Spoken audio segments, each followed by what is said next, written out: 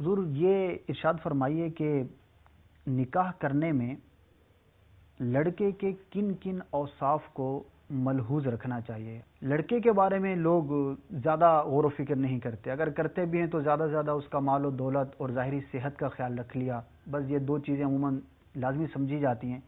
کیا شریعت کے اندر اس کی کوئی تفصیل ہمیں ملتی ہے؟ یہ تو آپ نے بجا فرمایا کہ ہمارے ہاں کی صورتحال تو فی زمانہ یہی ہے کہ مال و دولت ہی دیکھا جاتا ہے، اور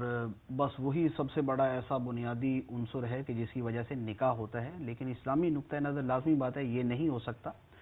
تو یہ جو طریقہ ہے کہ صرف مال دیکھ لیا، اب اس کے بعد لڑکا کیسا ہے، دیندار ہے یا نہیں، دینی سوچ ہے یا نہیں، یا پھر یہ ہے کہ کم از کم جو ہے وہ دین کو صحیح بھی سمجھتا ہے یا نہیں۔ ہمارے ہاں تو بالکل ایسے بے دین اور ایسے لادین آدمی کہ جو دین پر اعتراض کرنے والے اور دین کی باتوں کا مذاق اڑانے والے ہیں، اگر وہ مالدار ہیں تو نکاح کرنے کے اندر وہاں پر کوئی ڈر خوف نہیں ہوتا، بڑی خوشی کے ساتھ کر دیتے ہیں۔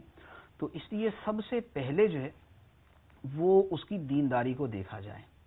ایسا نہ ہو کہ اس سے نکاح کیا اور شرعی اعتبار سے صورتحال ہی ایسی کوئی نکاح ہی نہیں ہو رہا۔ تو اس لیے پہلے نمبر پر دینداری دیکھی جائے کہ وہ اللہ رسول کے احکام کا کتنا پابند ہے۔ یہ حقیقت ہے کہ ہمارے یہاں ہوتا یہ ہے کہ شروع کے اندر تو یہ نہیں دیکھتے کہ اللہ رسول کے احکام کا کتنا پابند ہے، لیکن بعد میں جب گھر کے اندر مسائل ہوتے ہیں وہ بیوی کے حقوق ادا نہیں کرتا، کیونکہ بیوی کے حقوق ادا کرنے کے اندر وہ بطور خاص توجہ اس وقت دے گا جب اسے اللہ تعالیٰ کا ڈر خوف ہوگا، نبی کریم علیہ الصلوۃ والسلام کے احکام کی پاسداری ہوگی۔ اب جس آدمی کا دین کے ساتھ کوئی تعلق ہی نہیں ہے تو اس کے دل کے اندر ایسے خیالات کا پیدا ہونا کوئی دنیاوی اعتبار سے ہو جائے تو ہو جائے، ورنہ بڑا مشکل ہوتا ہے کہ وہ اپنی بیوی کے حقوق کا خیال رکھے۔ تو اس لیے پہلے ہی اس کی دینداری کو دیکھا جائے اور اس کا جو ہے وہ خوف خدا کو دیکھا جائے۔ ان چیزوں کو دیکھنے کے بعد پھر وہ معاملات کے جن کی وجہ سے جو ہے لڑکی کی زندگی اچھے انداز میں گزر جائے، حسن معاشرت کے ساتھ ان کی زندگی گزر جائے، ان چیزوں کو دیکھا جائے۔ ان کے اندر بہرحال مالداری بھی ایک عنصر ہے، ایسا لڑکا کہ جو کماتا ہی نہیں، اب وہاں پر شادی کرنے کا نتیجہ لازمی طور پہ یہ نکلے گا کہ بعد میں لڑکی والوں کو خود پالنا پڑے گا،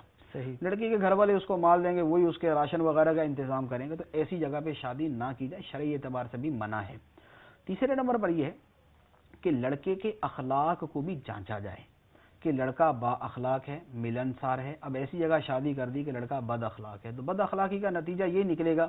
کہ گھر کے اندر لڑائی فساد، جھگڑا، سسرال کو تنگ کرنا، اس کے رشتہ داروں کو تنگ کرنا، بلا وجہ تذلیل کرنا، بات بات کے پر ڈانٹنا ڈپٹنا، برا بلا کہنا، اور لڑکی کے ماں باپ کو یعنی اپنے سسر ساس کو برا کہنا، ان کو خاطر میں نہ لانا، تو یہ چیزیں پائی جاتی ہیں جب آدمی بد اخلاق ہو۔ با اخلاق ہوگا تو ہر ایک کے ساتھ لحاظ مروت کرے گا، ملنسار ہوگا تو سب کے ساتھ ملے گا بھی۔ تو لڑکا دیندار بھی ہو، مالدار بھی ہو، با اخلاق بھی ہو، ملنسار بھی ہو، اور اس کے ساتھ یہ ہے کہ اس کو کوئی شرعی اعتبار سے اس کی کچھ ایسی معلومات اس کے بارے میں ہوں کہ یہ بیوی کے حقوق کو سمجھتا بھی ہے، کیونکہ شادی صرف یہ نہیں ہے کہ لڑکی کو رخصت کر دیا اور اس کے بعد اب جو حلال حرام ہو وہ سب سارے کا سارا جو ہے وہ ان کے اوپر، بلکہ یہ چیز بھی دیکھی جائے کہ شرعی معلومات ہوں گی تو وہ ان کے مطابق زندگی گزارے گا۔ تو ایسے وہ تمام اوصاف جن کو والدین سمجھتے ہیں کہ ان کی بیٹی ان کی وجہ سے سکھی رہے گی تو ان کو اپنے سامنے رکھے۔ اسی طرح مزید جو ہے وہ لڑکے کے بارے میں بہت مناسب ہے کہ شادی سے پہلے کچھ اس کے بارے میں تحقیق اس اعتبار سے کر لی جائے کہ اس کے اخلاق کیسے، اس کا چال چلن کیسا، اس کے طور اتوار کیسے، تاکہ اس کے چال چلن کے حساب سے بھی معلوم ہو جائے۔ لڑکا غلط لڑکوں کے اندر جا کے اٹھتا بیٹھتا نہیں ہے، غلط دوستوں کے اندر تو نہیں آتا جاتا، غلط صحبت کے اندر تو نہیں اٹھتا بیٹھتا۔ شادی کر لی بعد میں پتہ چلا لڑکا شرابی ہے، لڑکا چرس پیتا ہے، لڑکا نشہ کرتا ہے۔ تو یہ ان پریشانیوں سے بچنے کے لیے ضروری ہے کہ پہلے ہی اس کے بارے میں اچھی معلومات حسن نیت کے ساتھ لے لی جائیں۔ اور آپ نے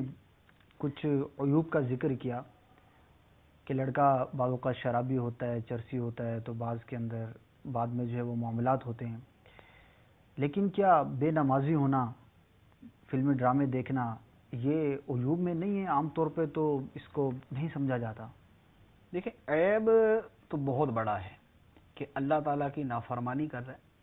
اور اللہ تعالیٰ نے جس چیز کو فرض کیا ہے وہ اس پر عمل نہیں کر رہا، اس فرض کا تارک ہے۔ سیدنا عمر فاروق رضی اللہ تعالیٰ عنہ پر جب قاتلانہ حملہ ہوا تو آپ کو جب بھی ہوش آتا تھا تو آپ سب سے پہلے یہ سوال کرتے تھے کہ نماز کا وقت ہے؟ تو بار بار جب بھی ہوش آئے تو نماز کا سب سے پہلے پوچھتے تھے اور نماز ادا کرنے کی کوشش کرتے تھے۔ اور اس کے ساتھ آپ نے یہ ارشاد فرمایا کہ جس شخص کے دین میں نماز نہیں اس کا کوئی دین نہیں. اسی طرح سرکار صلی اللہ تعالی علیہ وسلم نے ارشاد فرمایا کہ اسلام اور کفر کے درمیان فرق جو ہے وہ نماز کا ہے. اسی طرح سرکار صلی اللہ تعالی علیہ وسلم نے اپنے آخری ایام میں، حیات ظاہری کے آخری ایام میں جو وصیت فرمائی تھی اس میں 3 چیزیں تھیں. اس میں ایک اہم چیز جو ہے وہ نماز کا تذکرہ تھا کہ نماز کی حفاظت کرنا. پھر قرآن پاک کا حکم موجود ہے کہ حافظوا علی الصلوات، کہ نمازوں کی محافظت کرو.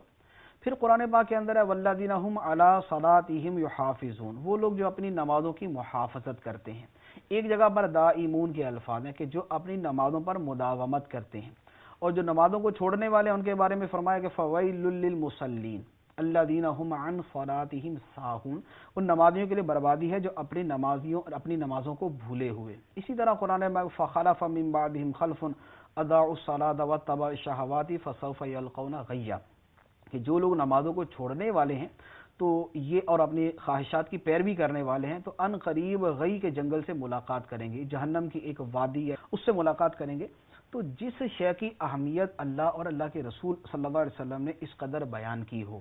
اور جس کے ترک کے اوپر اس قدر شدید وعیدیں ہوں حتیٰ کہ کفر تک کا فرمایا گیا ہو،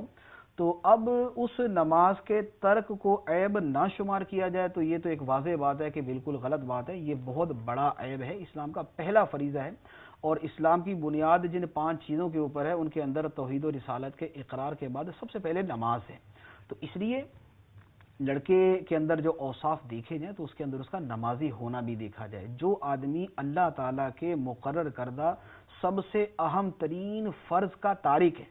اور اللہ تعالیٰ کے سب سے اہم فرض کے اندر وہ لاپرواہی اور سستی کرنے والا ہے، اس سے کوئی بعید نہیں ہے کہ وہ دنیا بھر کے حقوق کے اندر لاپرواہی اختیار کرے. بعد میں ماں باپ روتے ہیں تو ان چیزوں کا دیکھنا بھی بہت اہمیت